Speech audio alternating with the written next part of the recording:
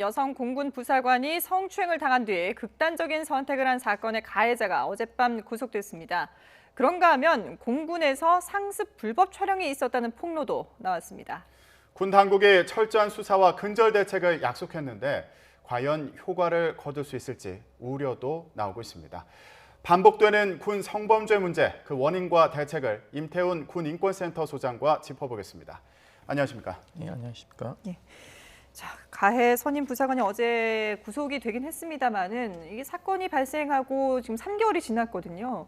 늦어도 너무 늦은 게 아닌가라는 생각이 드는데요. 이게 여론에 떠밀려서 구속된 건 아닌지 우려가 됩니다. 지적하신 말씀 맞고요. 예. 왜냐하면 사망을 한 지 9일 만에 예. 사실은 그 9일 동안 아무것도 안 한 거죠. 네.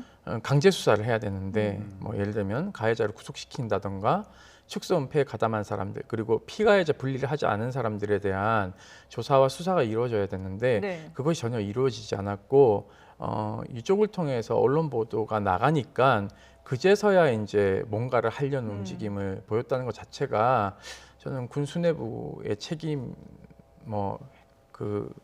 징계 이런 것들이 네. 또는 문체 이런 것들이 경질 이런 것들이 불가능하지 해야 된다 이렇게 보고 있고 문제는 이제 회식 자리에서 추행이 일어났다라는 거, 그러니까 방역 수칙을 위반한 거죠.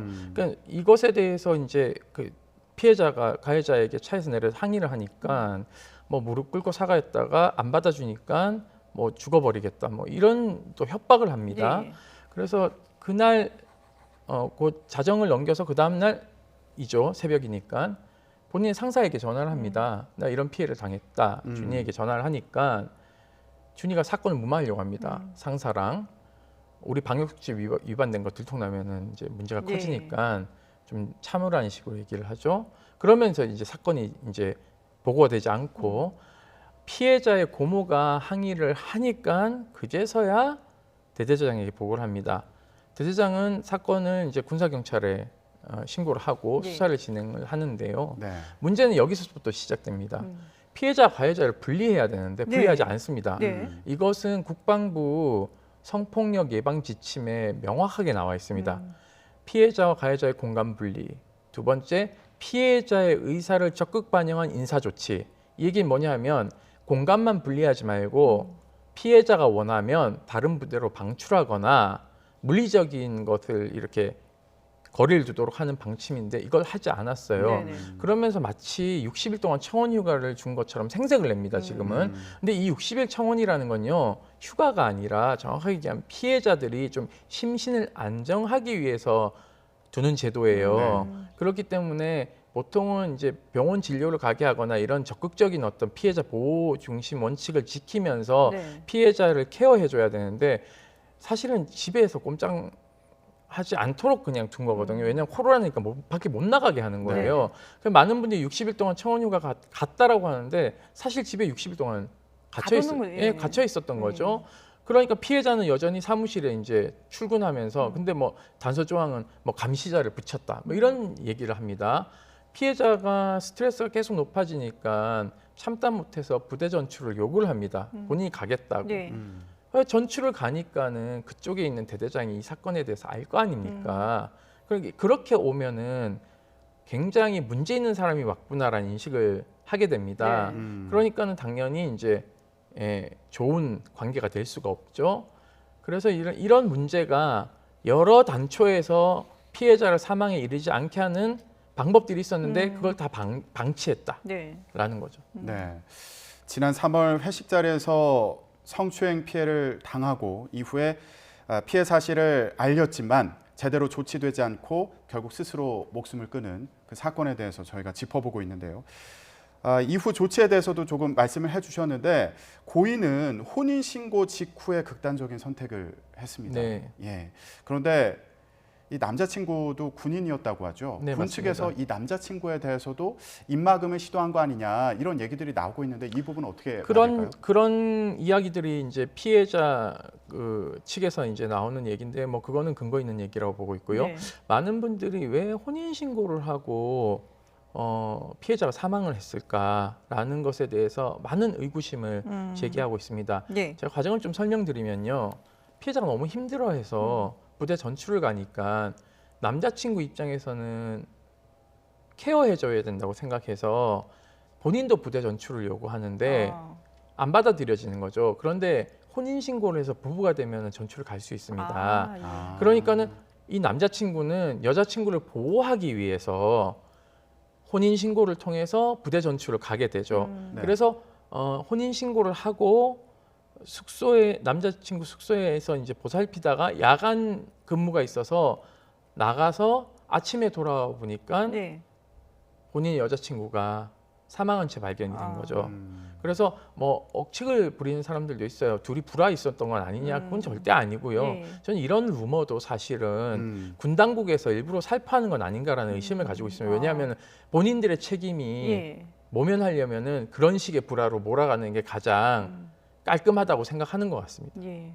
정말 들으면 들을수록 안타까우면서도 참 어처구니 없는 그런 대응이다라는 생각이 드는데, 근데 군에서 그러니까 공군 자체 내에서도 이 사건을 좀 축소 은폐하려는 의혹이 있었지만 국방부에도 이게 그 보고를 제대로 하지 않았다. 그러니까 이게 단순 변사 사건으로 보고를 하려고 했다라는 얘기도 있더라고요. 제가 파악한 바에 따르면 25일 날 서욱 국방부 장관이 이성윤 공군 참모총장으로부터 그 전화로 예. 변사 사건의 당사자가 성추행 피해자다라는 것을 구두 보고했습니다. 그런데 문제는 네.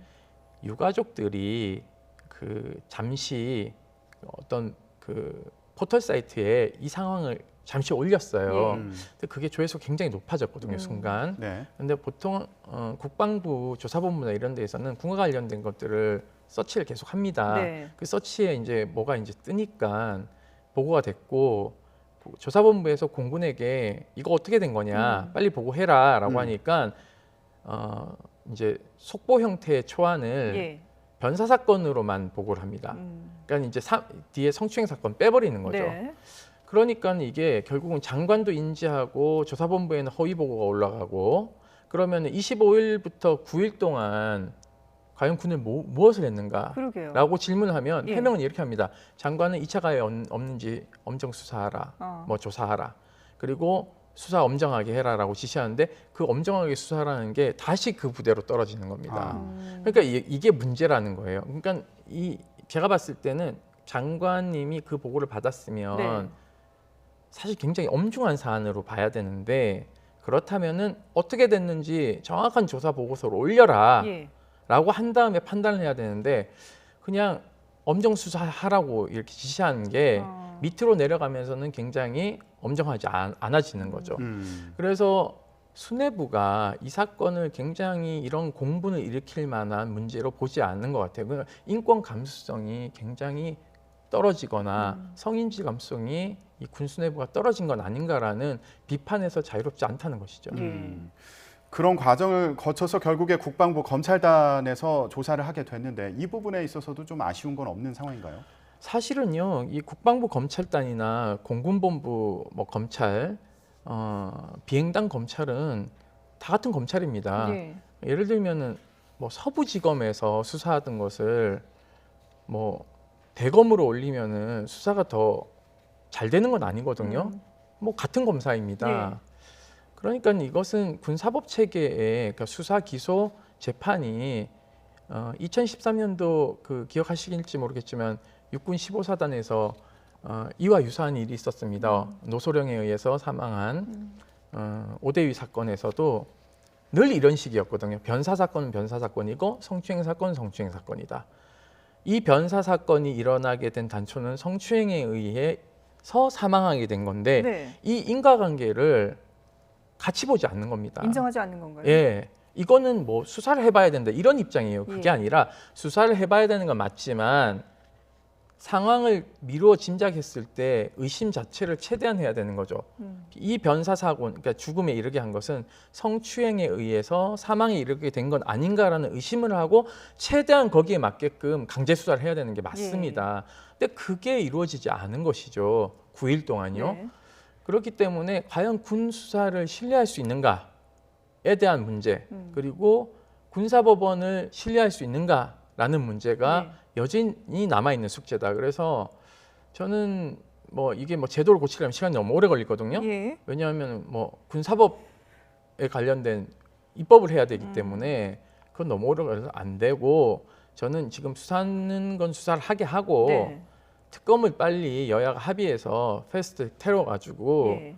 일사천리로 해서 특검을 임명해서 이번 사건만큼은 국민들에게 한 점 의혹 없이 피해자를 보호하고 가해자를 엄단하겠다는 의지를 정치인들 여야 할 것 없이 좀 보여줘야 되지 않겠냐라는 생각이고 예. 아울러서 특검은 특검대로 가고 나머지는 군사법 개혁 그러니까는 우리가 군사 재판을 계속 유지할 것인가에 대한 부분 그러면은 순정 군사 범죄라고 하는 군사 범죄를 제외한 비군사 범죄는 민간을 이양하는 법안 이런 것들을 심도 있게 논의해서 통과해야 된다고 보고 있습니다. 예.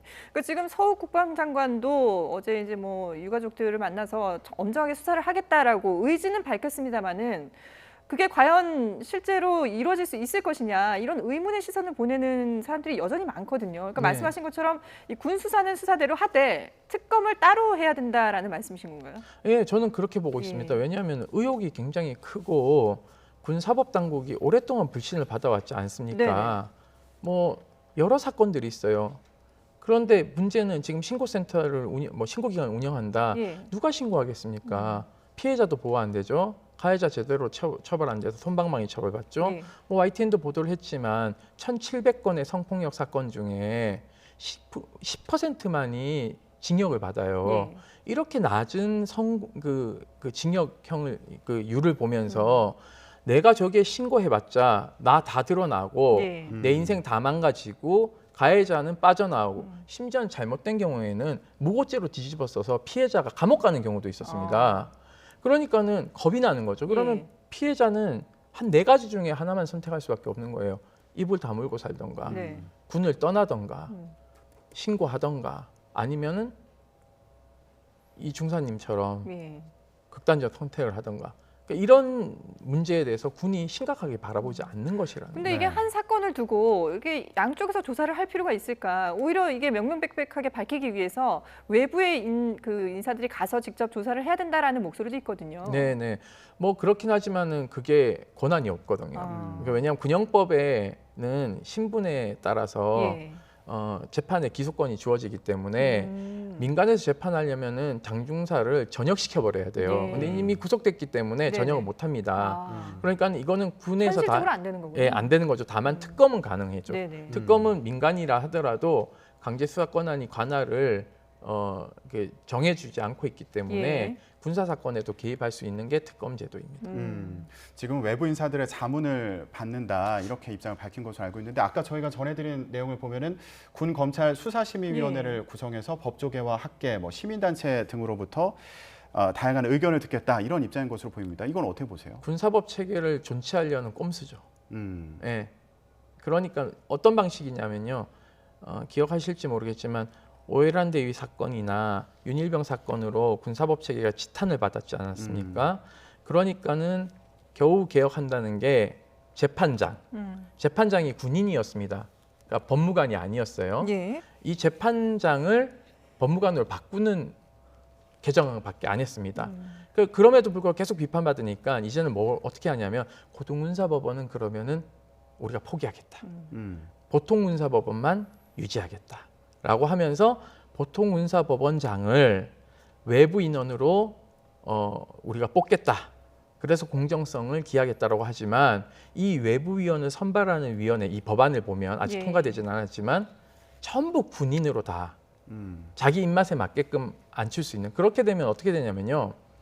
군 법무관 오래 한 사람이 여기 옵니다. 그럼 개혁이 안 되는 거죠, 사실상. 그렇기 때문에 우리 사법부가 완전히 행정부로부터 독립되어 있듯이 군 사법 체계도 우리 국방부 안에 있는 게 아니라 사법부로 이관해야 된다는 주장을 하는 것입니다. 예, 그렇군요.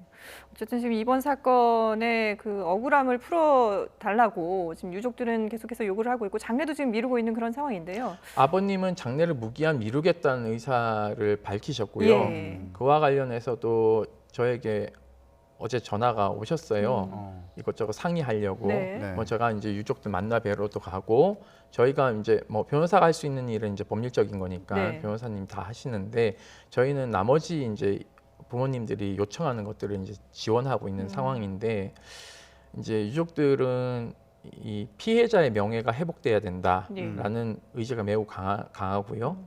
그리고 가해자뿐만 아니라 이 사건을 축소 은폐하고 피해자 가해자 보호를 하지 않은 사람들에 대한 책임을 명확하게 물어야 된다라는 입장인데 문제는 지금 뭐 소국 장관께서 얘기했듯이 그 축소 은폐에 가담한 사람들을 적극 엄단하겠다라고 얘기를 했지만 사실은 이것이 국방부 검찰단이 기소를 한다 하더라도 재판에 가서 유죄를 받을 가능성이 희박하다라는 것이 법률가들의 의견입니다. 왜냐하면 강요나 강요 미수는 이게 입증하기가 매우 곤란한 상황이 될 수도 있고 가장 불리한 건 피해자가 사망을 했기 때문에 재판에서 굉장히 그 자기 변론을 하기 위한 공격들이 이루어질 겁니다.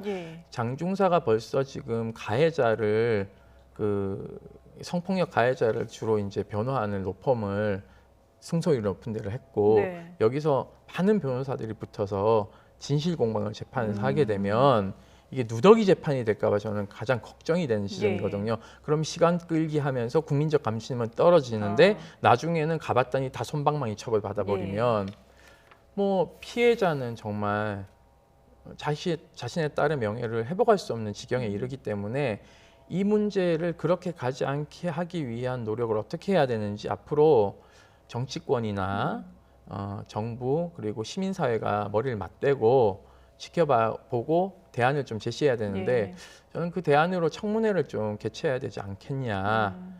이제 현안 보고로 가면 안 되고 특위를 구성해서 여야가 청문회를 통해서 이 사안이 무엇이 문제인가를 정확하게 짚고 재발 방지를 할 수 있게끔 하는 어떤 그 역사의 흔적을 분명히 남겨야 된다. 어머님이 저한테 얘기하신 것처럼 우리 딸은 술자리에 동석하기 위해서 군대를 간 것이 아니다.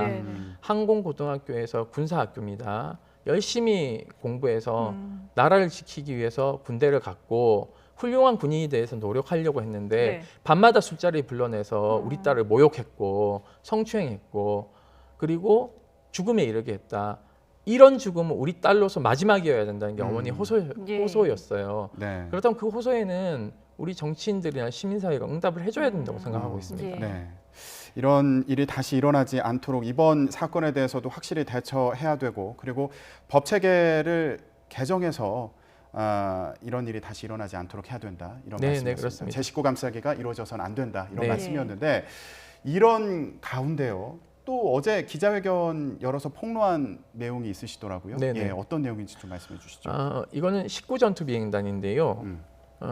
그 군사경찰 소속 부사관이 여군 숙소를 무단으로 침입해서 그 불법 촬영을 했습니다. 뭐 속옷 등을 뭐 촬영을 했고 신체 부위도 촬영을 한 것들이 이제 나왔는데 현장에 이제 발각이 돼서 뭐 이렇게 컴퓨터를 뒤져보니까 피해자들을 폴더별로 이렇게 나눠놔서 거기에 막 사진이 잔뜩 들어 있는 겁니다. 지금 현재 저희가 파악하기에는 피해자가 한 10여 명 정도 되고 있고요. 문제점은 이것을 성범죄로 보지 않고 무단 침입, 가택 침입으로만 보면서 저녁이 8월인데 불쌍하지 않냐는 식으로 가해자 감싸기를 하기 시작합니다. 피해자들 기가 막힌 거죠, 사실은. 이게 어떻게 유포됐을지도 모르는 상황인데 그래서 피해자 가해자 분리 요구도 했는데 지금 뭐 피해자 가해자 분리 요구도 안 된 상황에서 부대를 할보하고 있고 그리고 피해자가 몇 명인지 수사 제대로 안 하고 있고 이런 상황이라서 피해자들이 복수가 저희한테 제보를 한 겁니다. 그래서 저희가 폭로를 했고 지침에 따르면 아까 얘기한 그 지침인데요. 이런 사항은 속보로 지휘라인을 통해서 신속 보고하게 되어 있습니다. 그런데 그 보고도 하지 않은 것 같아요. 왜냐하면 보고가 됐다면 수사를 이렇게 진행할 수 없고 만약에 보고를 했는데도 수사가 이렇게 진행된다면 지휘 책임을 명확하게 물어야 된다는 것이죠. 왜냐하면 시스템이 전혀 작동하지 않는 거고 고장났다는 거거든요. 그럼 이런 상황에서 전쟁을 치른다면 과연 인하 단결력이 무너져 있는 군대가 전투력을 발휘할 수 있겠느냐에 대한 의구심이 드는 거죠. 이것도 전투력의 하나의 방법입니다. 근데 이것은 별개의 문제라고 생각하는 우리 지휘관들의 책임이 크다고 봅니다. 예. 근데 어쨌든 지금 군대 내에 뭐 여러 그 문화들, 예전에 있던 악습들을 없애기 위해서 군대 문화 개선을 위해서 노력한다고는 하지만 이런 사건들을 본다면 아직까지도 군 내에 어떤 성에 대한 인식이라든지 아니면 여러 가지 시스템, 말씀하신 것처럼 시스템들이 유명무실한 게 아닌가라는 생각이 들거든요. 어떻게 이걸 좀 고쳐야 되는 그렇습니다. 걸까요? 저기 뭐 제가 송영무 장관을 통해서 국방부 양성평등위원회, 각군 양성평등 자문위원회 이런 걸 만들었는데 네네. 이것을 활용해야 됩니다. 왜냐하면 본인들이 잘 모르기 때문에. 근데 지금 공군참모총장이 작년에 하반기에 취임하셨는데 공군에도 양성평등 자문위원회가 있습니다. 네. 단 한 번도 본인이 회의를 주재하지 않으셨어요. 그런 회의는 빨리 주재해서 이야기를 듣고 네. 서로 커뮤니케이션 할 수 있는 창구를 열어놔야 되는 거죠. 그런데 아직까지도 그런 일을 하지 않은 것이 이런 문제를 키웠다. 저는 이렇게 보고 있습니다. 예, 알겠습니다. 어쨌든 이번 사건 뭐 정말 철저하게 원인과 결과에 대해서 책임을 지고 군대에서 밝혀야 되지 않을까 싶습니다. 네, 지금까지 임태훈 군인권센터 소장과 함께 얘기 나눠봤습니다. 잘 들었습니다.